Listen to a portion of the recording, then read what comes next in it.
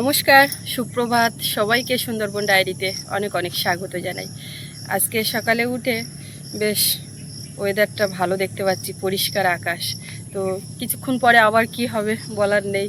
এই রোদ, এই মেঘলা, তো এই বৃষ্টি, কখন কি হচ্ছে। যাক, এখন ধরে আছে, অসুবিধা নেই। তো সকালের বাসি কাজকর্ম সব সারা হয়ে গেছে। এখন সকালের খাবার বানাবো। আর সোনামা উঠে ওর বাবার কাছে ওখানে আছে, সে তো বাইরে বেরোনোর জন্য ছটফট করছে, তো তাকে বাইরের দিকে বের করব। তার আগে দুটো ভাত টাত বসিয়ে দেব। আর এখন থেকে ডায়েরির পর্বটা শুরু করলাম। আপনারা সঙ্গে থাকুন, দেখতে থাকুন। আশা রাখছি আপনাদের ভালো লাগবে। আর যারা নতুন দেখছেন, চ্যানেলটি সাবস্ক্রাইব করে আমাদের পাশে থাকবেন।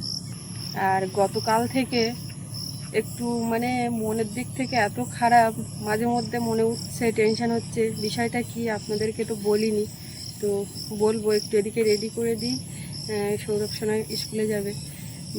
না বলা পর্যন্ত যেন হালকা হতে পারছি না। আর সে আমাদেরই নিজেদেরই হাসি মুখে হয়তো ভিডিও বানাচ্ছি, কিন্তু মনের মধ্যে কোথাও যেন একটা কি বলবো, অস্বস্তিকর দুশ্চিন্তা, কি বলবো, সে আর বলে বোঝাতে পারছি না। তো যাই হোক, সেটা পরে বলছি।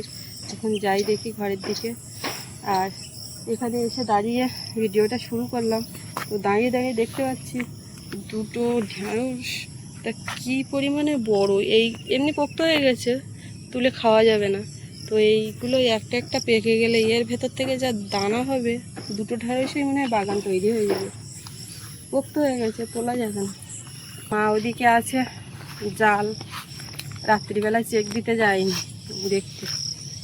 তবে রাত্রিবেলায় নদীতে জাল ফেলেছে, আবার বনে মাছ বেঁধেছে, সব আছে। কিন্তু মাঠের দিকে, এই দিকে যখন হয়েছে মাঠের দিকে আর যায়নি। তো এখন গেছে, বলে আমি দেখি যাই, ওইটা দেখে এসে চান টান করে উঠবো, তুমি এদিকটা দেখতে লাগো বলে গেছে। এখন মাঠে কিসে কী খবর, বৃষ্টি তো হয়নি, কি হয়।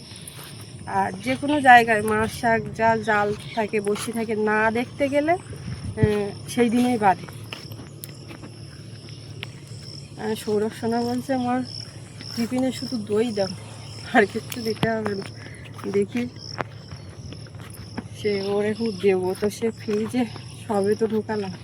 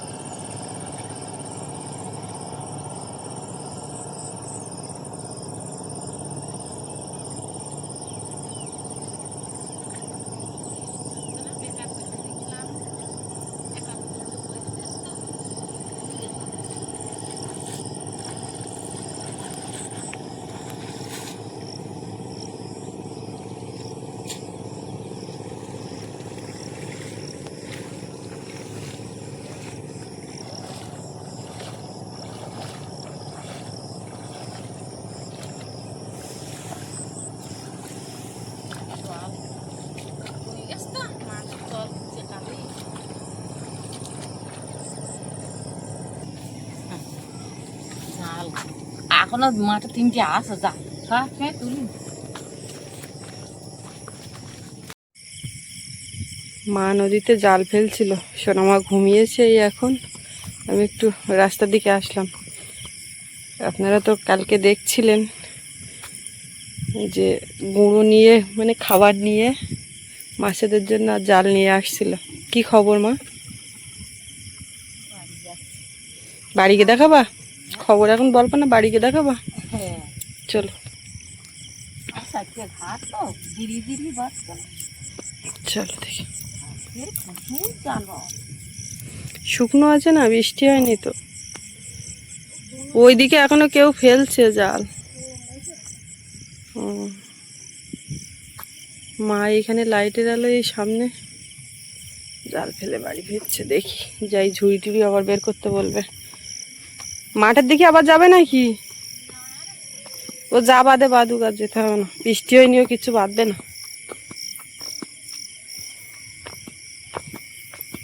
আমার ঘাট নেই, আমার মাত্র তিনটে ঘাট। সবাই গোলমুখ আলু একটু একটু রাত হলে আর কেউ পারে না। না তো সবচেয়ে ঘাট জিরি জিরি এটা কাঁকড়া নাকি একটা হ্যাঁ বাঘ দা একটা পড়েছে। কাঁকড়া আর একটা বাঘ না সকালে কই?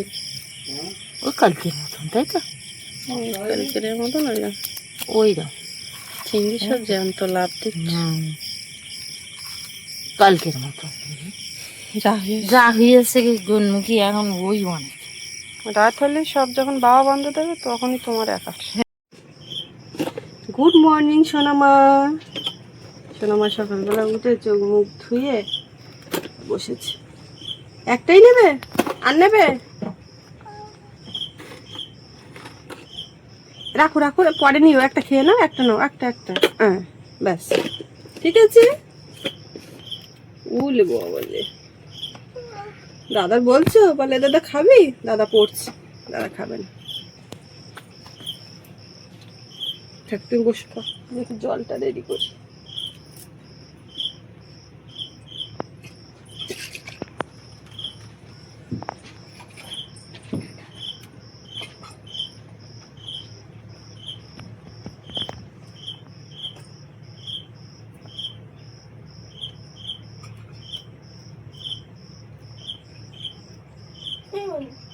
মানু ওই মানু ওই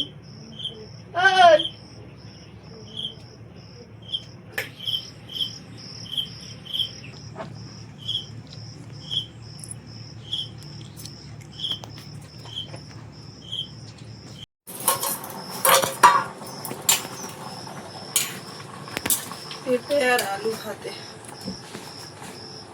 ভাত হয়ে গেছে, ফ্যান ঝেড়ে দিচ্ছি। আগের দিন কেন অনেকেই বলছিলেন যে এইখানে সুইচটা বন্ধ করে সাথে সাথে সুইচ না মারতে, মানে কিছুক্ষণ পরে পাখাটা ঘোরে। শিখলাম আর কি, সেটা অনেক কিছু তো শেখার আছে, মানুষের কেউ শেখার শেষ নেই।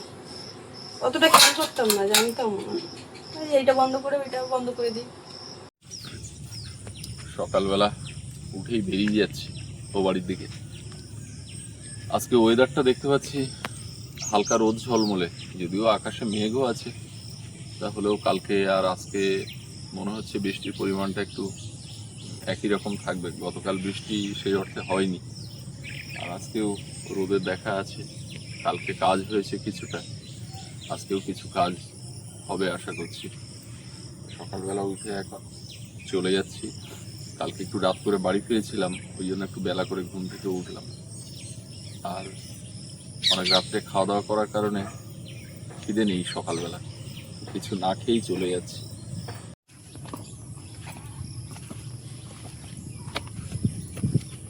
আজকে আর কারো যেতে হবে, ব্যাগ একদম ভার না, আর রাস্তা তো পুরো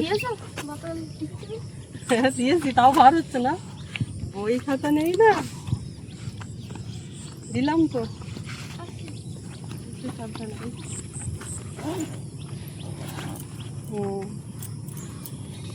চামচটা বাইরে দিয়েছে, যখন হাত ধরবো চামচটা দিয়ে।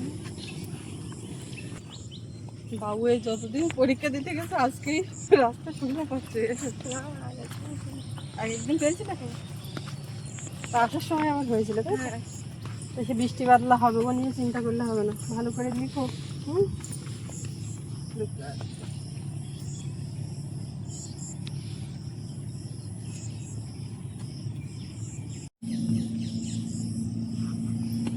বলছে এখন জোয়ার, এইবার আবার সেই গনমুখ মানে ভরা কোটাল আর জলটা শুরু গেছে। এই ছাগলের পাড়া ওই পাড়ার থেকে আসে, সব সকাল হলেই ছেড়ে দেয়। এবার মাঠে তো জল নামতে পারে না, রাস্তা দিয়ে, রাস্তায় প্রচুর ঘাস, যদি কেউ একটু দেখে শুনে চড়ায় তো কারোর আর কোনো ক্ষতি হয় না, কিন্তু ছেড়ে দিয়ে ওইভাবে রাখা। আর আমাদের ওই পথ, শুকনো পথ ধরে সোজা হেঁটে একেবারে মাথা পর্যন্ত চলে যাচ্ছে, গিয়ে গাছগাছালি খাচ্ছে। ঢালাই রাস্তা, মানে ভালো, কাদায় টাদায় নামতে হচ্ছে না। ওদের আর কি দোষ, ওরা তো যাবে। হ্যাঁ এই না জালের মধ্যে ঢুকে গেছে দুটো।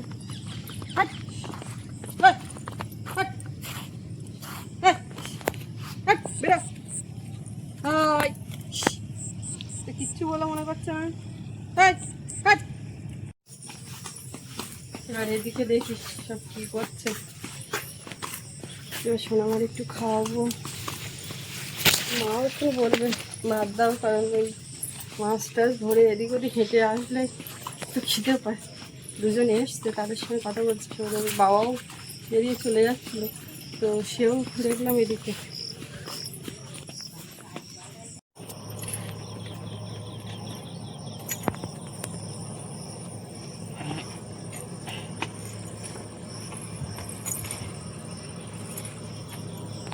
হ্যাঁ,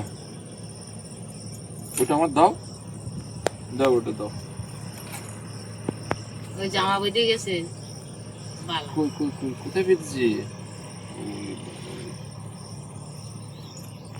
কালকে রে পান খাচ্ছি, তা আমার এই আঙুলি মাথায় একটু চুন লেগে দিয়ে, তো ও কি করে দেখতে পেয়েছে এই আঙুলটা টেনে নিয়ে ও গালে দে, খুব জোরে ও সাদা চুন আমি গালে দিয়ে হাতের দিকে, আর ও আমার ওই আঙুলটা কামড় মেরে, আর বাবা গো বলে আমি কাঁদে বসছি, তখন ও চাইড়ে এনে দে উ উ ঘুরতে যাবে, আমার মাথায় হাত বলেছে, গাল ফুলে যায়নি, দাঁত চুন নি তো হাত ভীষণ সাদা মতন লেগে।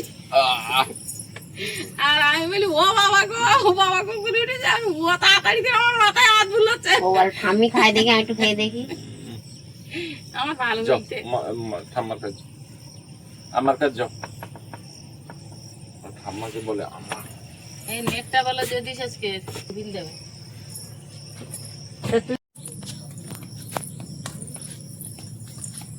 আমার একটু বাড়ি থেকে গেছিলাম স্যার,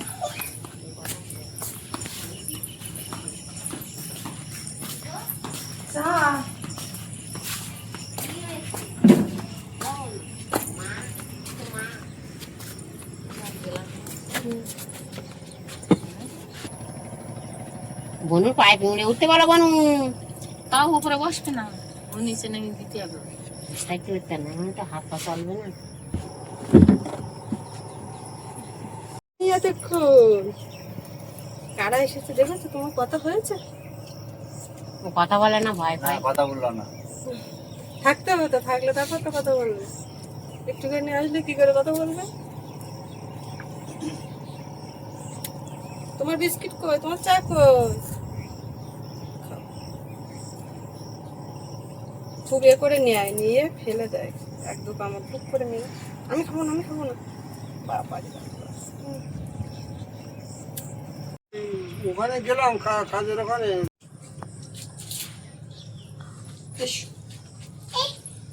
পেঁপে আর আলু ভাতে দিয়েছি, একটু পেঁপে সেদ্ধ দিয়ে সোনামার খাওয়াচ্ছি। ওরা এবার দাঁড়িয়ে উঠছো আর হা করছো, তাহলে পড়ে যায় না? ওরা সব ওখানে কথা বলছে, ডেকে আসলাম ভাত খাওয়ার জন্য। আমাদের একদম পুরানো বাড়ি যেটা, ওইখানকার পাশ থেকে এসছে সবাই আত্মীয় স্বজনের মধ্যে, তো কথা বলছে, বাবা মা দুজন ওখানে আছে। পেঁপে সেদ্ধ কেমন লেগেছে বললেন না তো? এদিকে আসো, এদিকে। পিঁপড়ে কই, পিঁপড়ে কালো পিঁপড়ে এই যাচ্ছে, চেপে ধরছে মেরে, আর আমার হাতে এনে দিয়ে দিচ্ছে। কই এই যেগুলো কে মেরেছে, কামড়ে দিলে তো তখন বুঝতে পারবে। জল কই, জল নিয়ে আসো, জল খাওয়াবো, জলটা নিয়ে আসো, জল খাবে, যাও জল নিয়ে আসো, খাবে না?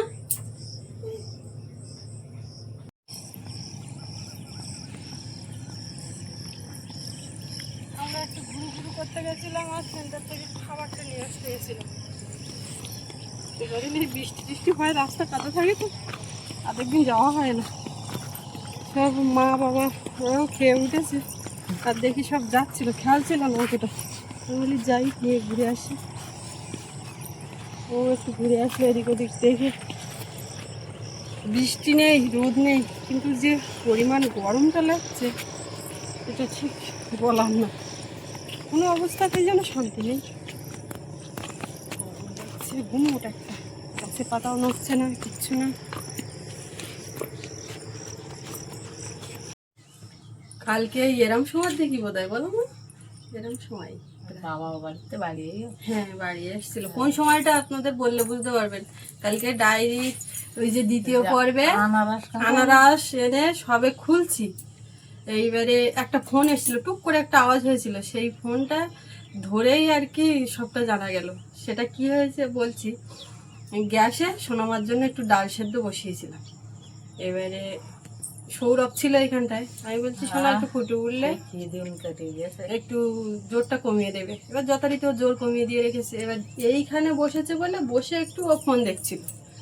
এবারে ওইটা যদি ও ঘরে শুয়ে করতো বা কিছু, কি হতো, কালকের কি দিনটা গেছে, মানে কি হয়েছে, সব সর্বনাশ। পুরো গ্যাসে আগুন জ্বলে গেছে, উপরে চাল অব্দি উঠে গেছে। এবার ওই সিলিন্ডারের ওই দিকটাই যায়নি, যেটা হয়েছে, যেটা পাকিয়ে মানে সুইচ থেকে আগুন জ্বলছে, আর ওই যে ওভেন আর গ্যাস পাইপের গায়ে। এইবার ও বুদ্ধি করে মানে প্রথমে ভাবছে এখান থেকে জল দেবো কি করবো এরম করছে নাকি, তারপরে চিৎকার করেছে। চিৎকার করলে আমরা তো ওই মাথায় সবাই, বাবা ওই আনারস নিয়ে এসছে, তো ওইখানে সবাই এবার শুনতে পাইনি। ওর মাথায় কি বুদ্ধি আসছে, হাতে ফোন ছিল, ওইটা দিয়ে ফোন করেছে। এবারে অনেক সময় তো ফোন তোলা হয় না, এবার যে ক্যামেরা করে তার ফোনে ফোন করেছে। এবার তার ফোনটা পকেটে থাকে। এবার অনেক ক্ষেত্রে কি হয়, ওরকম ভিডিও করার সময় তার যদি ফোন আসে চেপে দেয়, অফ করে দেয়, মানে ধরে না।